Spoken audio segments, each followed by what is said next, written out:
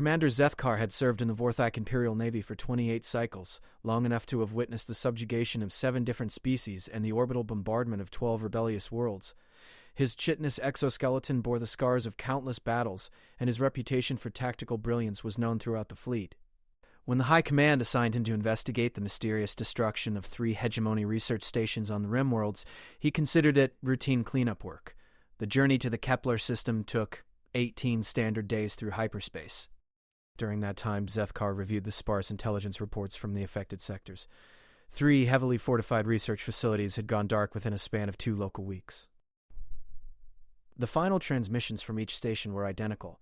Panic screams about monsters attacking from the shadows, followed by static. Whatever had destroyed these outposts had done so with ruthless efficiency, leaving no survivors and minimal debris. "Sir, we're approaching the Kepler 442 system," reported Navigation Officer Yithmon from his station. The bridge of the dreadnought Bone Render hummed with the familiar sounds of a warship at peak operational status. Sensors are detecting significant debris fields around the 3rd planet. Zethkar's mandibles clicked thoughtfully as he studied the tactical display. The debris signatures matched hegemony construction materials, but there was something else mixed in. Strange metallic compositions that didn't match any known alloys in their databases. "Take us to standard patrol orbit. Launch reconnaissance drones to survey the surface."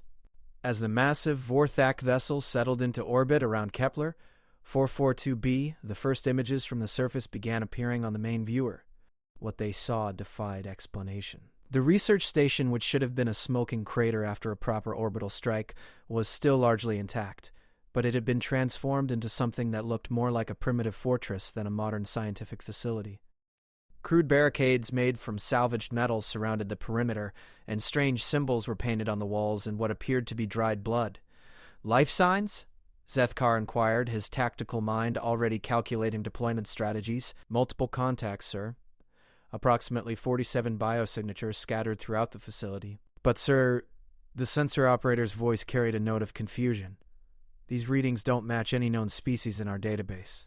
The biological signatures are unusual." Before Zethkar could respond, the communications array crackled to life. What emerged from the speakers was unlike anything the Vorthak had ever heard. It wasn't the typical surrender plea or desperate bargaining they expected from cornered enemies. Instead, a calm voice spoke in heavily accented galactic standard. "Vorthak vessel, this is Captain Sarah Chen of the human exploration ship Defiant. We've been monitoring your approach.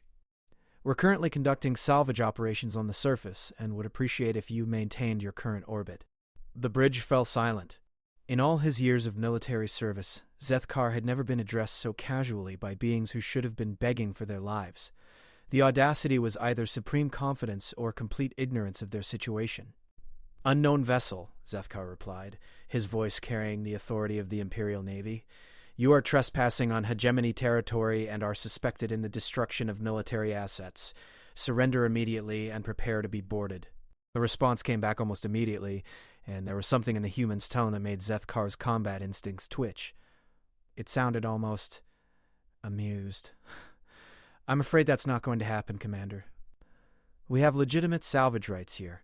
The previous owners left in quite a hurry and abandoned their property. Finders keepers, as we say. However, if you'd like to discuss terms for sharing the spoils, we're always open to negotiation." Zethkar's mandibles spread in what his species considered a threatening display. These humans had apparently never heard of Vorthak military protocol. Perhaps they required a demonstration. "You have 30 seconds to comply before we begin orbital bombardment." Commander," came the human voice again, but this time there was definitely laughter in it. "I really wouldn't recommend that course of action. We've made some modifications to this facility that you might find explosive." The tactical officer suddenly straightened at his station. "Sir, I'm reading massive energy signatures from the surface. It looks like they've somehow weaponized the research station's fusion reactors. If they detonate those while we're in orbit, the implications hit Zethkar immediately. A coordinated fusion detonation from the surface could cripple his ship, possibly even destroy it entirely. But that would be suicide for anyone on the planet. No rational species would sacrifice themselves just to damage an enemy vessel." "Surely you're not suggesting mutual destruction," Zethkar said into the communicator. "Your species would perish along with mine." The laugh that came back was unlike anything in Zethkar's experience. It wasn't the desperate hysteria of the doomed or the mad cackle of the insane. It was the sound of someone genuinely enjoying themselves. "Commander, let me tell you something about humans. We've been practicing mutually assured destruction since we figured out how to split the atom. We're really, really good at it. The question is, are you feeling lucky today?" For the first time in his military career, Commander Zethkar found himself in a tactical situation he couldn't immediately resolve.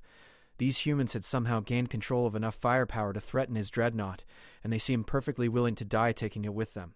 It was illogical, inefficient, and completely contrary to every military doctrine he'd ever studied. "What exactly do you want?" he found himself asking. "Right now? We want you to back off to a safe distance while we finish our work here. After that, we want to talk, face to face. You send down a small team, we'll show you around our new home. I think you'll find our renovations quite educational." Against every instinct screaming in his head, Zethkar ordered his ship to withdraw to a higher orbit. Something about these humans had triggered every predator recognition system evolution had given his species. They were dangerous in ways that defied conventional analysis. 3 hours later, Zethkar found himself aboard a dropship descending toward the surface, accompanied by 6 of his best warriors. The closer they got to the surface, the more apparent it became that the humans had been busy. The research facility had been completely transformed from a sterile scientific outpost into something that resembled a fortress designed by someone who understood warfare at a fundamental level. The landing pad had been turned into a kill zone, with overlapping fields of fire from concealed positions. The approaches to the main buildings were littered with crude but effective obstacles that would funnel attacking forces into predetermined channels. Most unsettling of all, there were bodies scattered around the perimeter. Hegemony soldiers, their advanced armor pierced by what appeared to be primitive projectile weapons. As their dropship touched down, Zethkar got his first look at a human being. Captain Sarah Chen was smaller than he'd expected, standing barely chest-high to a Vorthak warrior. Her skin was pale and unmarked by the battle scars that denoted status among his people. She carried what appeared to be a primitive chemical projectile weapon and wore armor that looked cobbled together from salvaged materials. What struck Zethkar most was her eyes. They held a predator's patience and a killer's calm that he'd only seen in the most veteran Vorthak warriors. When she smiled and extended her hand in greeting, he noticed that her teeth were flat and blunt, completely unsuited for combat. "Welcome to New Terra Station, Commander." Sorry about the mess, but the previous tenants left the place in terrible condition. As Zethkar and his team were led through the facility, what they saw challenged every assumption about these beings. The humans had taken a state-of-the-art research station and turned it into a death trap using nothing but salvage materials and what appeared to be ancient engineering principles. Pressure-activated explosives were hidden throughout the corridors. Automated weapon systems had been jury-rigged from laboratory equipment. The entire facility had become a giant weapon. But it wasn't the military engineering that unsettled Zethkar the most. It was the humans themselves. They went about their work with casual efficiency, chatting and laughing while they loaded ammunition and maintained weapon systems that could kill beings twice their size. They showed no fear, no stress, no indication that they were anything other than completely comfortable in their transformed fortress of death. "How many were stationed here originally?" Zethkar asked, as they passed what had once been the main laboratory, now converted into an armory.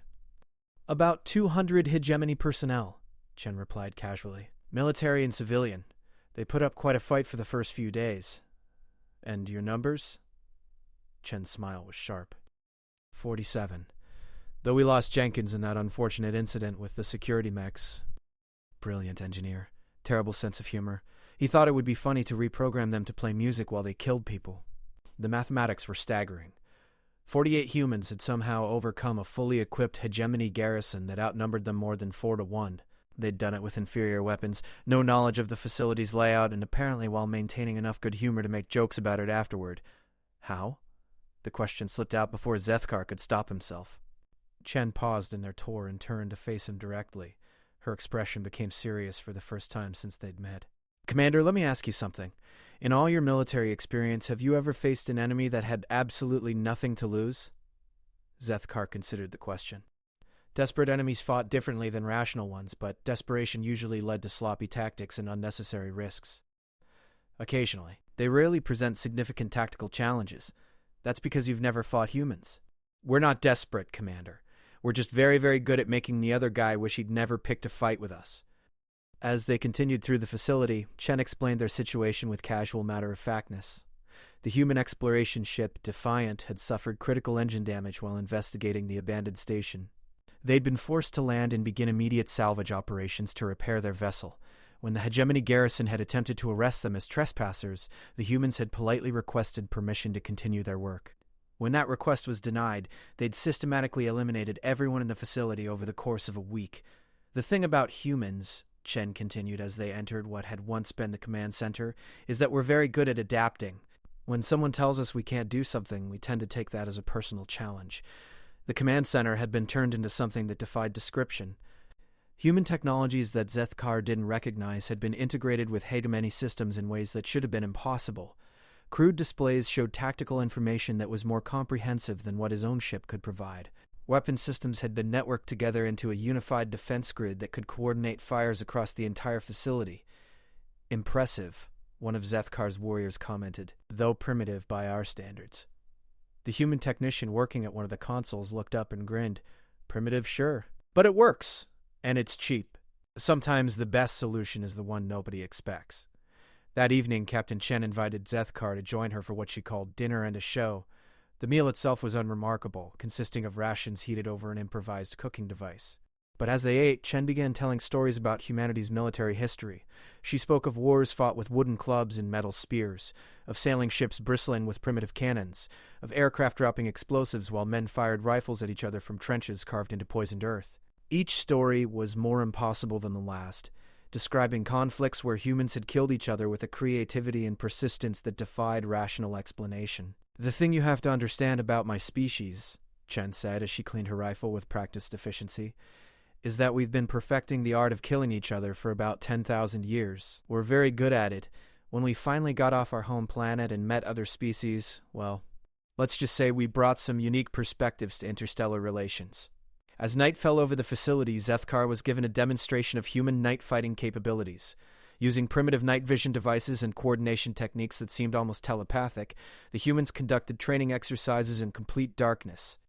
They moved through their fortress like shadows, appearing and disappearing at will, striking targets with precision that rivaled his own species' enhanced senses. "How are they doing that?" his tactical officer whispered as they watched from the observation deck.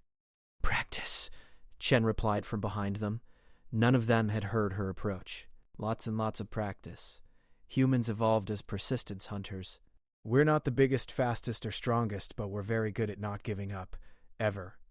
That night, as Zethkar lay in the guest quarters that had once housed hegemony officers, he found himself reconsidering everything he thought he knew about warfare. These humans fought with a combination of tactical brilliance, technological adaptation, and sheer bloody-minded determination that was unlike anything in his experience. Tomorrow he would learn why the galaxy should be afraid. Zethkar was awakened before dawn by sounds he couldn't immediately identify. Rhythmic chanting mixed with the sharp crack of projectile weapons echoed through the facility's corridors. As he emerged from his quarters, he found Captain Chen waiting for him with 2 steaming cups of a dark liquid she called coffee. "The team likes to stay sharp. Care to join us?" What Zethkar witnessed in the facility's main courtyard challenged every assumption he held about combat training. The humans moved through weapons drills with a fluidity that spoke of countless hours of practice. But there was something more. They trained as if every exercise was a matter of life and death, pushing themselves beyond what should have been reasonable physical limits. He watched a human barely half his size disassemble and reassemble a weapon system blindfolded while her teammates shouted what sounded like insults at her. When she completed the task in record time, they cheered and moved on to the next drill. It was intense, focused, and completely lacking in the rigid hierarchy that characterized Vorthak military training. "Your soldiers seem undisciplined," Zethkar observed as he watched 2 humans engage in what appeared to be ritual combat using blunted knives. "Undisciplined?" Chen laughed. "Commander, watch closer." As if responding to an unspoken signal, every human in the courtyard suddenly froze. The silence was absolute and immediate. Then, without any visible communication, they began moving in perfect coordination toward defensive positions. Within 30 seconds, the entire facility had transformed from a casual training ground into a fortress ready for battle. "We don't do discipline the way you do," Chen explained as her people settled into overwatch positions. "We do something better. We do trust."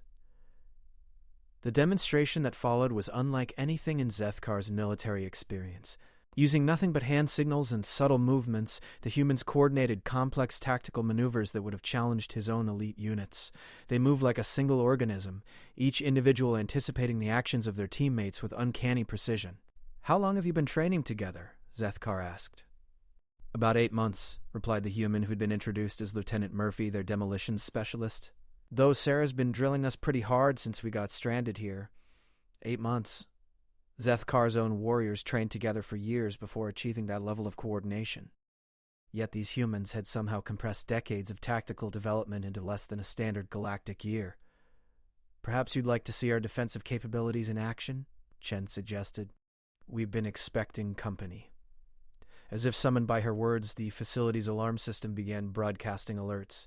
The tactical displays lit up with incoming contacts, multiple ships dropping out of hyperspace at the edge of the system. The signatures matched hegemony reinforcement fleets, exactly what Zethkar would have expected as a follow-up to his reconnaissance mission. 12 dreadnoughts, 47 escort vessels, reported the human monitoring the communications array.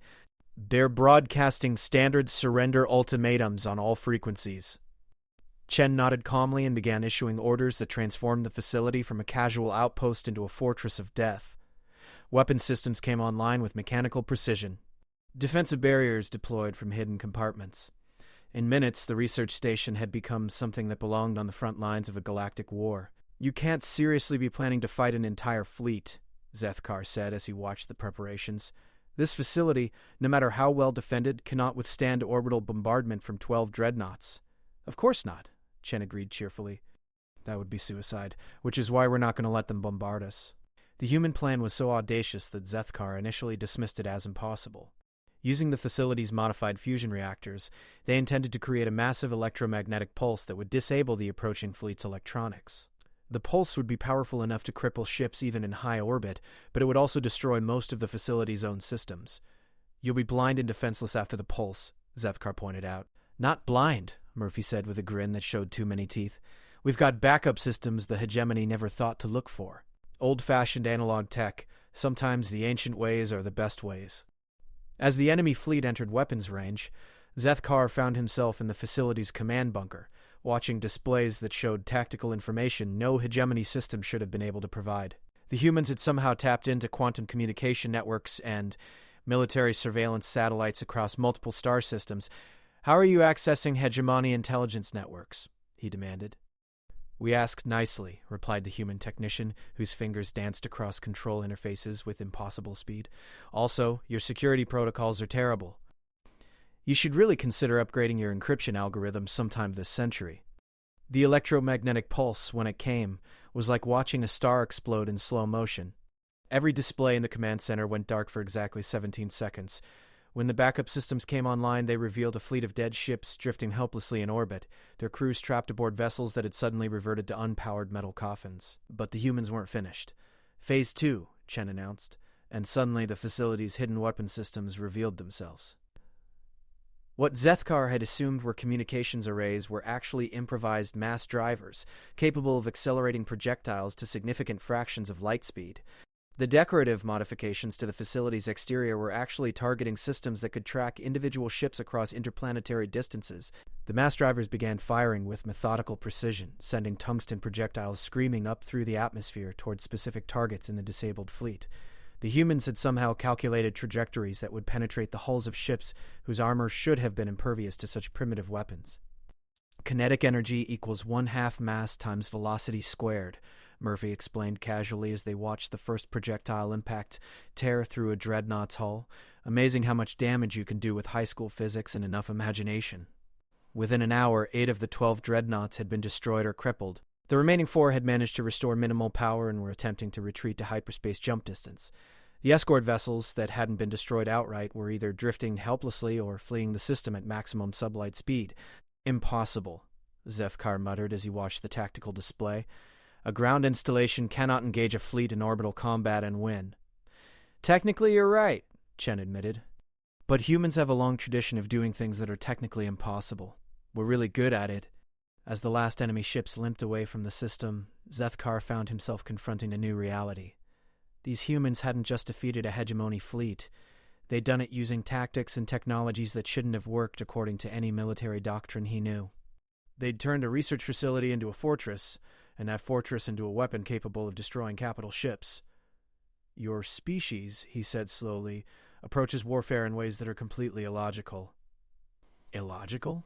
Chen seemed genuinely puzzled by the assessment. Commander, everything we did was perfectly logical.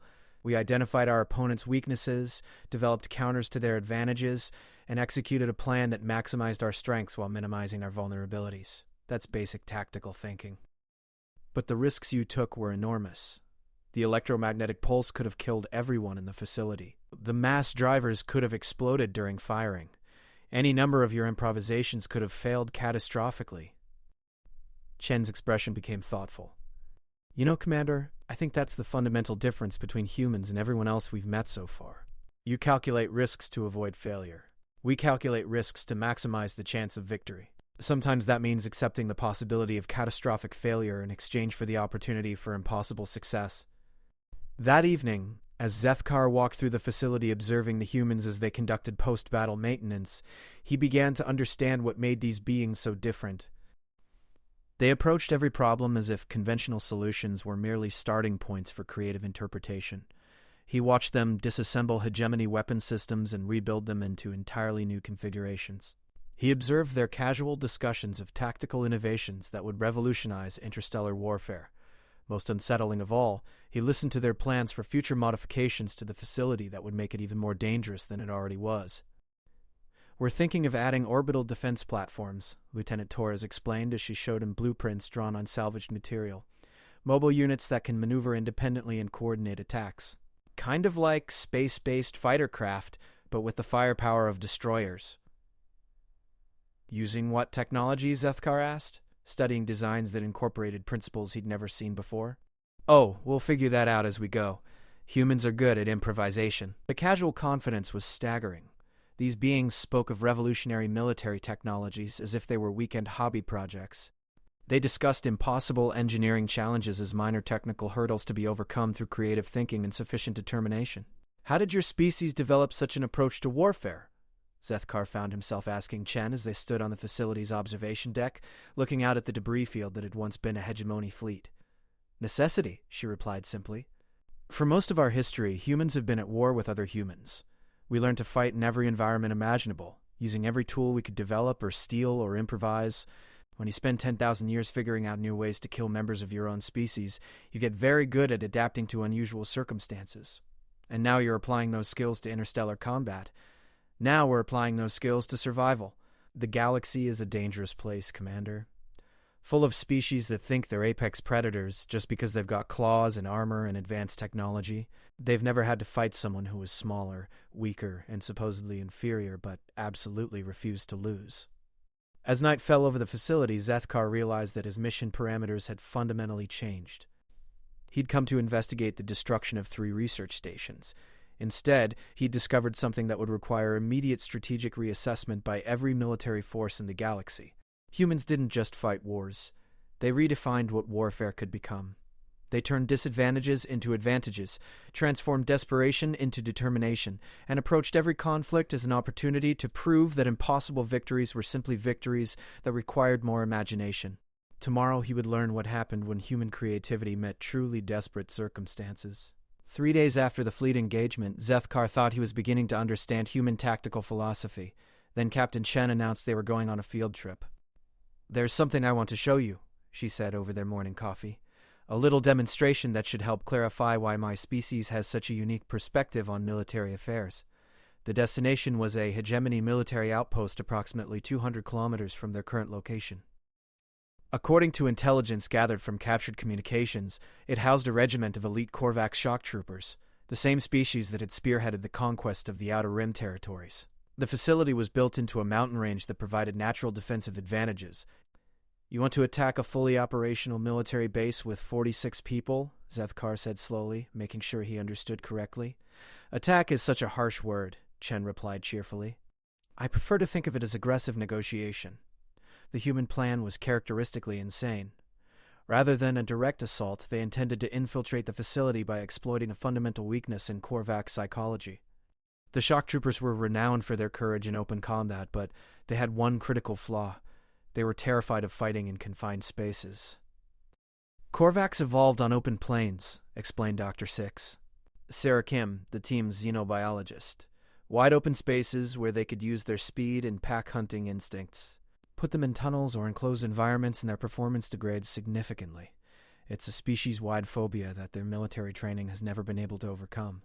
The humans planned to create those confined spaces using controlled demolitions that would collapse sections of the facility's underground levels. Then they would hunt the defenders through the resulting maze of damaged corridors and debris-filled chambers, using the Korvax's own fear against them.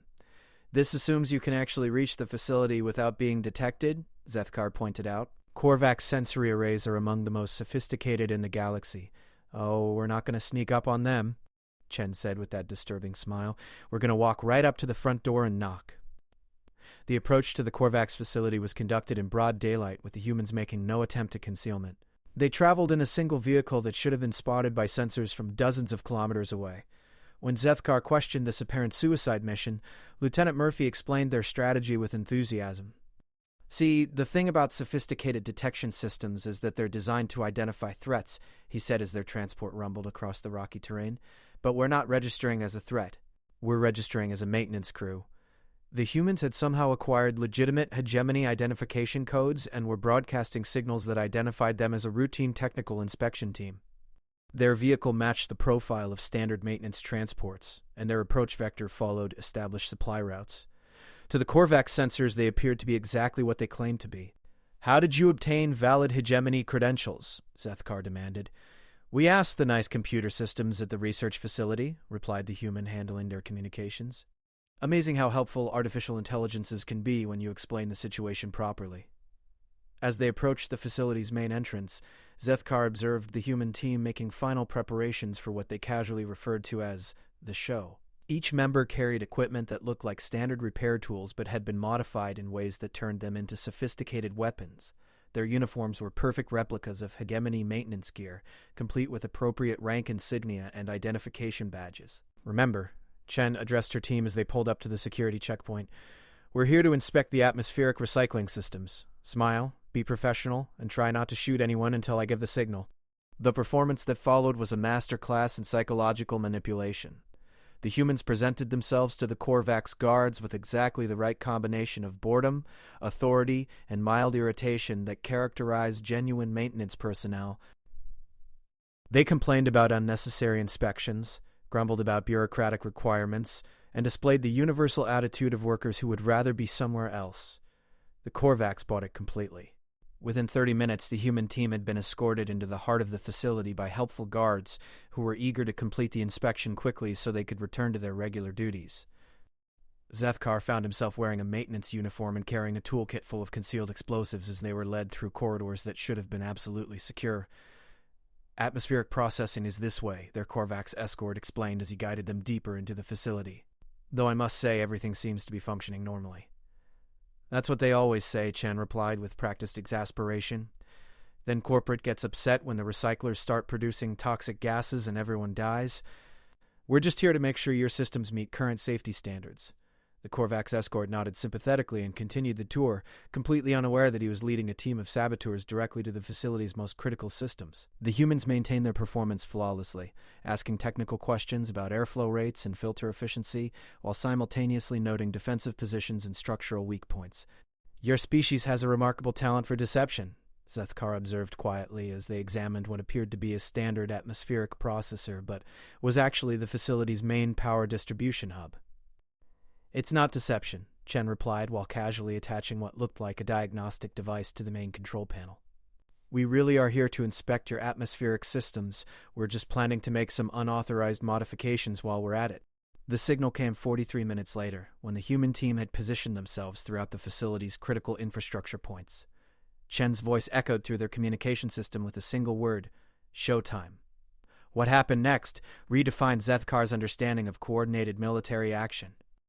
In the space of 17 seconds, the humans simultaneously disabled the facility's power grid, compromised its communications array, triggered controlled explosions that collapsed key corridors, and activated emergency lockdown procedures that trapped most of the Korvax garrison in isolated sections. The Korvax response was exactly what the humans had predicted. Faced with fighting in confined, damaged spaces, the elite shock troopers became disorganized and increasingly desperate. Their tactical coordination broke down as individual units found themselves cut off from command authority and forced to navigate through debris-filled corridors where their natural advantages were meaningless. Phase 2, Chen announced, and the humans began their hunt. What Zethkar witnessed over the following hours was unlike anything in his military experience.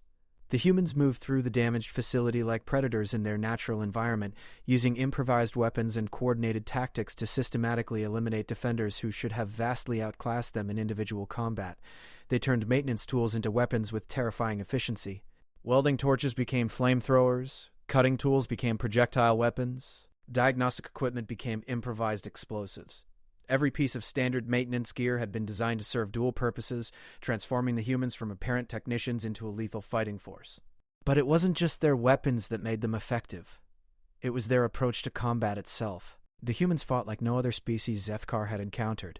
They took risks that bordered on madness, coordinated attacks with communication methods he couldn't understand, and displayed a creativity and violence that was both impressive and deeply disturbing.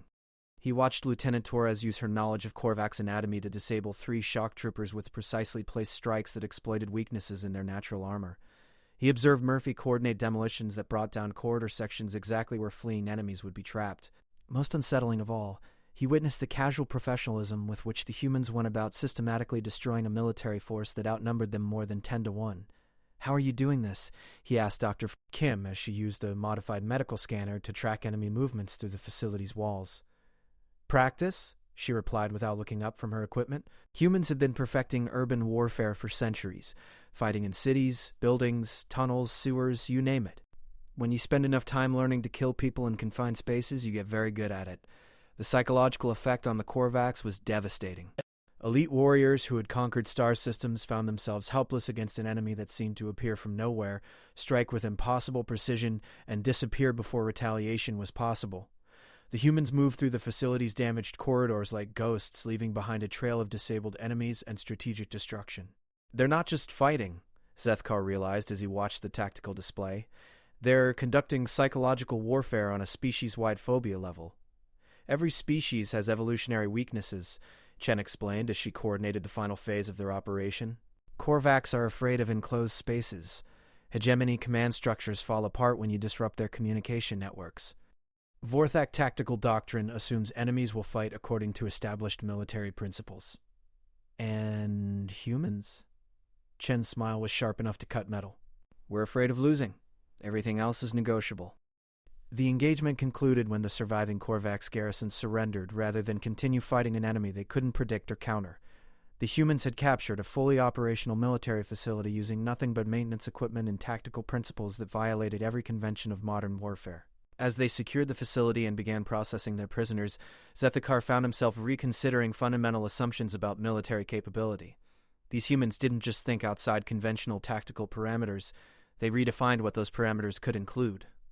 "Your casualties?" he asked, as he watched the humans conduct post-operation procedures with the same professional efficiency they brought to everything else. "None," Chen replied. "Though Rodriguez twisted his ankle when that corridor collapsed faster than expected. Kim says he'll be fine in a few days. No casualties." They had captured a regimental stronghold defended by elite troops using improvised weapons and tactical deception, and their only injury was a minor sprain. "This is impossible," Zethkar muttered. "Commander," Chen said as she began planning their next operation, "you keep using that word. I don't think it means what you think it means." That evening, as he watched the humans settle into their newly acquired facility, Zethkar began composing his report to Vorthak High Command. But how could he possibly explain what he'd witnessed? How could he describe the species that treated impossible tactical challenges as creative opportunities? Tomorrow, he would discover that his real education was just beginning. The call came at 0347 local time, jolting Zethkar from sleep with an urgency that immediately activated his combat instincts.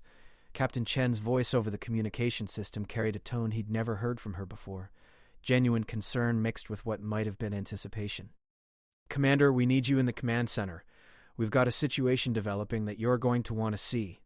Zethkar arrived to find the humans gathered around displays showing long-range sensor readings. The tactical information was sobering. A massive hegemony fleet was approaching the system, significantly larger than anything they'd faced before. 300 ships, including 47 dreadnoughts and an entire carrier group. It was the kind of force assembled for planetary conquest, not small-scale retaliation. Reinforcements? Zethkar asked, studying the fleet composition with professional interest. More like an extermination force, replied Lieutenant Torres as she manipulated the tactical display to show projected approach vectors. They're not coming here to arrest us or negotiate. This is a full-scale military response designed to eliminate every trace of human presence in this system. The implications were clear. The hegemony had decided that humans represented a threat significant enough to warrant overwhelming force. This wasn't about recovering stolen property or punishing raiders. This was about sending a message to the galaxy that some enemies could not be tolerated. You need to evacuate, Zethkar said, analyzing the strategic situation with cold tactical precision. Your ship, can it be repaired in time to escape the system? Chen's laugh held no humor. The Defiant won't be space-worthy for another 6 weeks, minimum. We're not running anywhere. Then you need to surrender. A force of that size cannot be defeated by 46 people, regardless of your tactical innovations. Surrender? Dr. Sixer. Kim looked up from the communications array where she was monitoring hegemony fleet transmissions. Commander, you might want to listen to this. The intercepted message was broadcast on all frequencies, apparently intended for any human forces in the system. The speaker's voice carried the authority of high military command, and the content was unambiguous. The hegemony had declared humanity a galactic threat. All human beings were to be eliminated on sight. No negotiations would be considered. No surrender would be accepted. So much for diplomatic solutions, Murphy observed with dark humor. Looks like we're officially at war with the galaxy. Zethkar found himself in an impossible position. Military protocol demanded that he contact his own command and report the situation, but doing so would inevitably lead to Vorthak involvement in what was rapidly becoming a conflict that defied conventional strategic analysis. These humans had already demonstrated capabilities that challenged basic assumptions about warfare. How would they respond to being designated for extermination? What are you planning? He asked, though part of him wasn't sure he wanted to know the answer. Chen activated the main display and began outlining what she casually referred to as Operation Last Stand. The scope of the plan was breathtaking in its audacity. Rather than attempting to defend their current positions, the humans intended to turn the entire star system into a weapons platform. The basic concept is simple, she explained as the display showed projected modifications to asteroid trajectories and planetary defensive installations. If they want to fight us, they're going to have to do it on our terms, in our environment, by our rules. The plan involved redirecting several large asteroids from the system's outer belt, turning them into kinetic weapons that could be precisely guided to intercept enemy ships.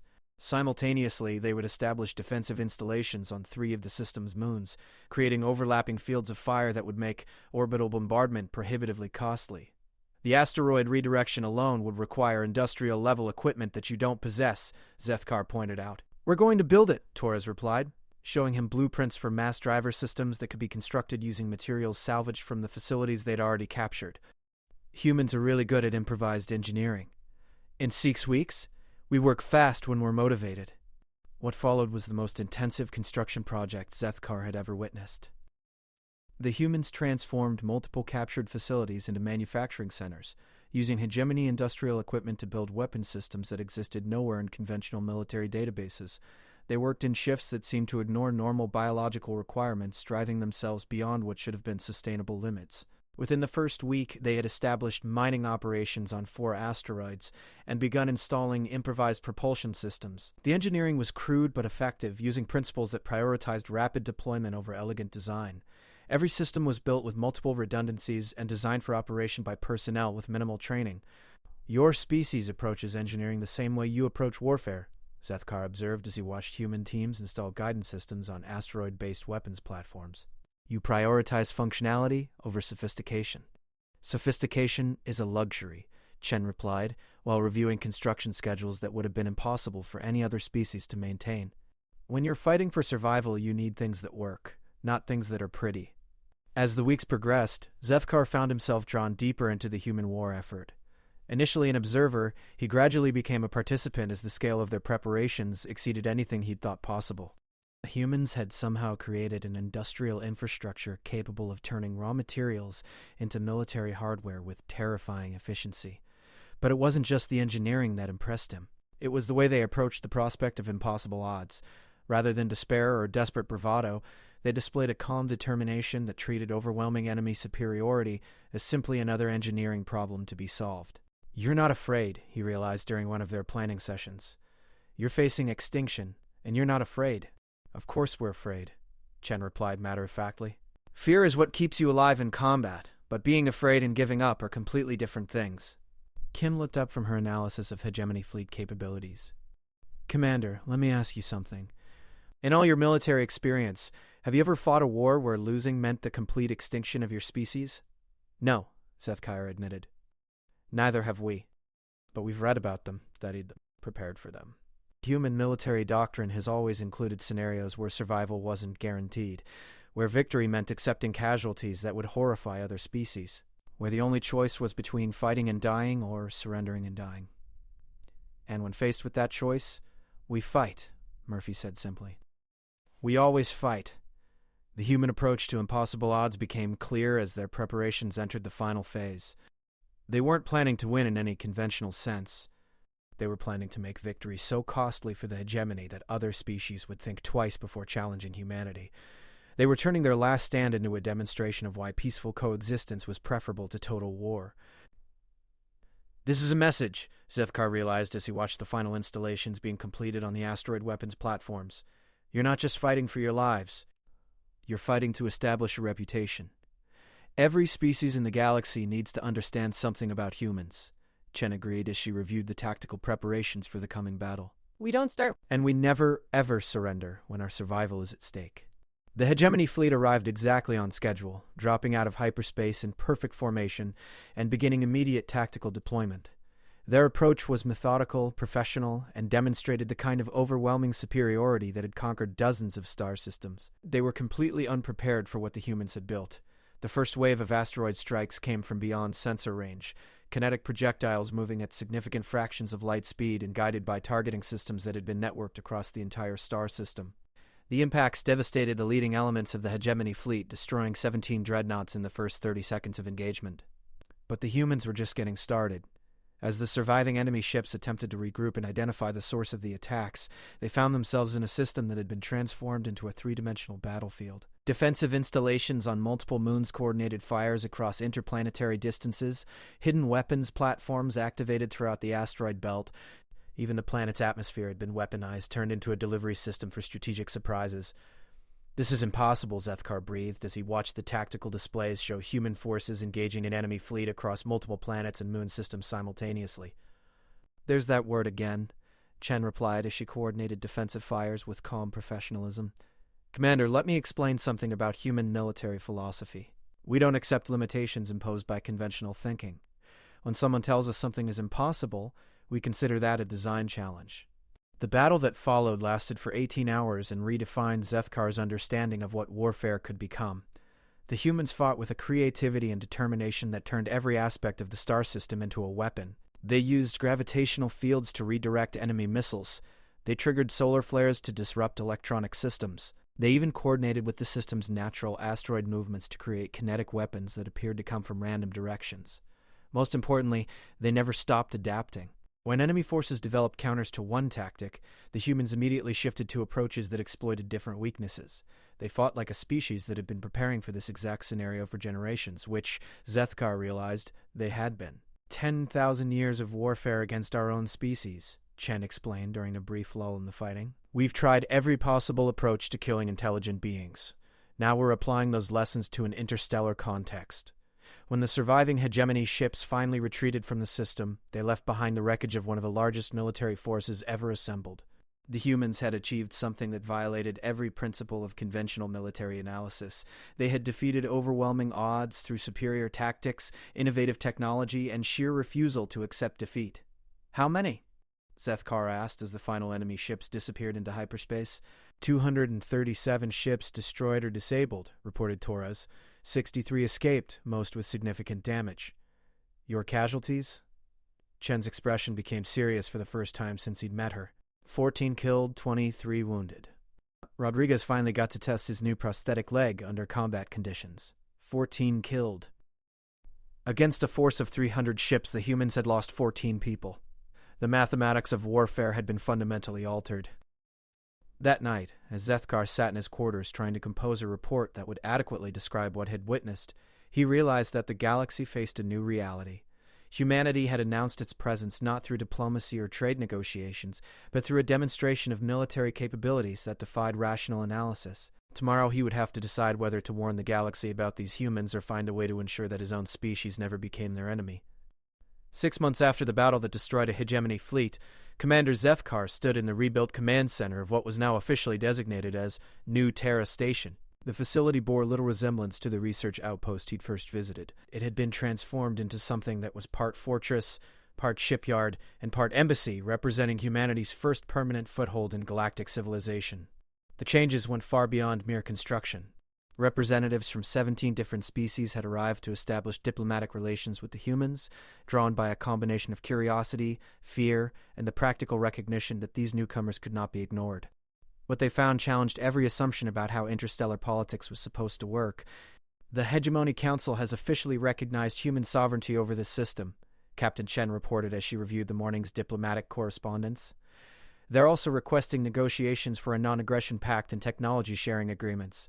The speed of that political transformation was staggering. 6 months earlier, the hegemony had declared humanity a galactic threat to be eliminated on sight. Now they were proposing treaties and trade agreements. The change wasn't driven by sudden respect for human rights or diplomatic principles. It was driven by cold, mathematical reality. Fighting humans was expensive. The economic analysis is pretty straightforward, explained Dr. Kim, who had somehow transitioned from xenobiologist to chief diplomatic advisor. Destroying that fleet cost the hegemony approximately 47% of their total military budget for the next 5 years. They literally cannot afford another engagement like the one we gave them. Zethkar had spent those same 6 months trying to explain human capabilities to Vorthak High Command. His reports had been met with skepticism, disbelief, and eventual acceptance as other intelligence sources confirmed his impossible observations. The Vorthak Empire's response had been characteristically pragmatic. If these humans were as dangerous as Zethkar claimed, then the Vorthak would ensure they remained allies rather than enemies. Your species has managed to revolutionize interstellar relations in less than a year, Zethkar observed as he watched human engineers work alongside alien technicians on construction projects that would have been impossible for any single species to complete. How? We cheated, Chen replied with that familiar grin. Instead of trying to play by existing rules, we wrote new ones. The human approach to galactic diplomacy was characteristically unconventional. Rather than seeking membership in existing power structures, they had created their own diplomatic framework based on principles that prioritized mutual benefit over hierarchical dominance. Species that chose to work with humans found themselves part of collaborative arrangements that enhanced everyone's capabilities. Species that chose confrontation found themselves facing opponents who redefined what confrontation could mean. The thing about humans, Torres explained as she showed Zethkar through the shipyard where human and alien technologies were being integrated into vessels that had never existed before, is that we're really good at making friends, but we're even better at making sure our enemies regret their life choices. The technological innovations merging from human-alien collaborations were reshaping military thinking across the galaxy. Human creativity combined with alien resources and knowledge was producing weapons, ships, and defensive systems that surpassed anything previously developed. More importantly, the humans were sharing these advances with their allies, while ensuring that potential enemies understood exactly what they would be facing in future conflicts. Deterrence through demonstration, Chen explained as they observed testing of a new class of starship that incorporated human tactical principles with Vorthak engineering excellence. We're not trying to conquer anyone. We're making sure everyone understands that conquering us would be a mistake they could only make once. But it wasn't just military technology that was changing. Human approaches to problem-solving were influencing everything from industrial engineering to medical research. Their tendency to ignore conventional limitations and seek innovative solutions was proving infectious among species that had grown comfortable with established methodologies.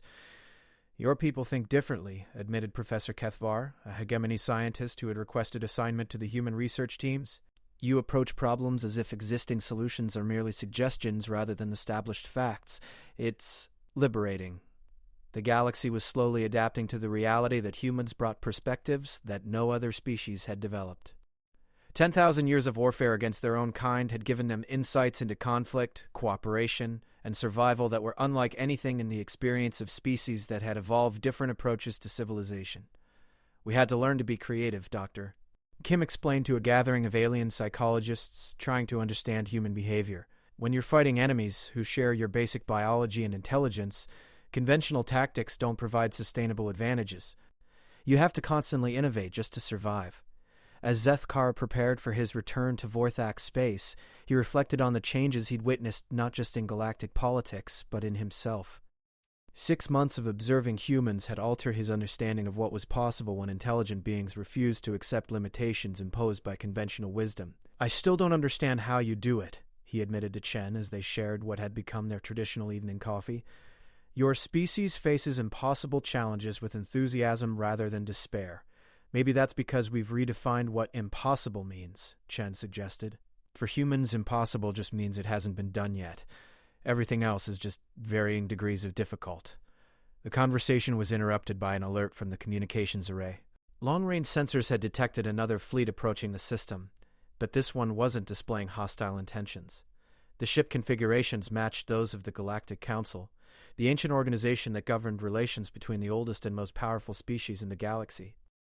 "First contact with the Council," Torres reported from her monitoring station.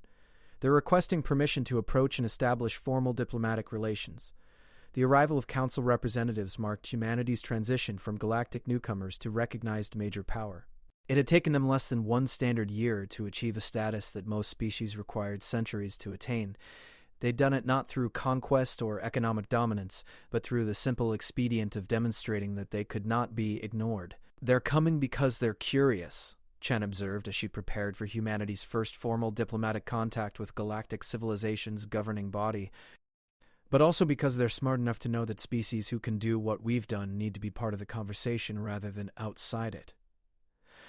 The formal ceremonies that followed were unlike anything in Zethkar's experience. The Council representatives, beings whose species had shaped galactic civilization for millennia, approached the humans as equals despite humanity's recent arrival on the interstellar stage. The recognition wasn't based on territorial control or economic influence.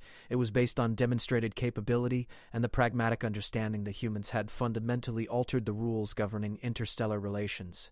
"Humanity is hereby recognized as a sovereign galactic power," announced Councillor Vethran, speaking for an organization that had never before granted such status to a species less than 1,000 years old. "Your unique perspectives and capabilities are acknowledged as valuable contributions to galactic civilization. But perhaps the most significant moment came during the private discussions that followed the formal recognition ceremonies. Council members, representing species with tens of thousands of years of experience in interstellar relations, asked human leaders for advice on dealing with challenges that had persisted for centuries. "How do we handle species that refuse to participate in peaceful cooperation?" asked Councillor Zeftai, whose own people had been struggling with aggressive neighbors for generations. "You make cooperation more attractive than conflict," Chen replied. "And you make conflict so expensive that rational beings choose alternatives? And if they're not rational," Chen's expression became thoughtful, "then you help them understand that irrationality has consequences. But you do it in ways that leave room for them to make better choices." As the diplomatic meetings concluded and the various representatives prepared to return to their home systems, Zethkar found himself reconsidering not just humanity's place in the galaxy, but the future of galactic civilization itself. These humans hadn't just introduced new military capabilities. They'd introduced new ways of thinking about cooperation, conflict, and the relationships between intelligent species. "Your people have changed everything," he told Chen as they watched the various diplomatic vessels departing the system. "The galaxy will never be the same." "Change was inevitable," Chen replied. "Civilizations either grow and adapt, or they stagnate and die. We're just helping the process along." "And if other species had responded with hostility rather than cooperation?" Chen's smile carried the same dangerous edge Zethkar had first noticed months earlier. "Then they would have learned why human military doctrine includes contingency plans for fighting the entire galaxy simultaneously. We really don't recommend that approach, but we're prepared for it if necessary." As Zethkar boarded his ship for the journey back to Vorthak space, he carried with him a final gift from the humans, a complete record of their military history. 10,000 years of warfare, innovation, and survival strategies distilled into a comprehensive database that would reshape Vorthak's strategic thinking for generations. "Study it carefully," Chen had advised as she presented the data cores. "Not because we expect you to fight like humans, but because understanding how we think about warfare might help ensure we never have to fight each other." The journey home gave Zethkar time to compose his final report, a document that would fundamentally alter how the Vorthak Empire approached interstellar relations. But the most important conclusion wasn't about human military capabilities or technological innovations. It was about what he'd learned about the nature of survival itself. Humans had survived and thrived not because they were the strongest or the fastest or the most technologically advanced. They'd succeeded because they refused to accept defeat as final and treated every setback as an opportunity to develop better approaches. They'd turned their own capacity for violence into a tool for ensuring peace, and their willingness to fight into a foundation for cooperation. The galaxy had spent millennia developing sophisticated systems for managing conflicts between species with different capabilities and interests, but it had never before encountered a species that approached those same conflicts with the assumption that impossible victories were simply victories that required more creativity. As his ship entered hyperspace for the journey home, Zethkar reflected on the question that would shape galactic politics for generations to come. What happened when a species that had perfected the art of fighting wars decided to focus on winning peace? The answer, he suspected, would be the next great chapter in galactic history. And after everything he'd witnessed, he was certain it would be unlike anything the galaxy had ever seen before. His final log entry was simple. I have witnessed humans on the battlefield. I now understand why they terrify everyone. But more importantly, I understand why they shouldn't.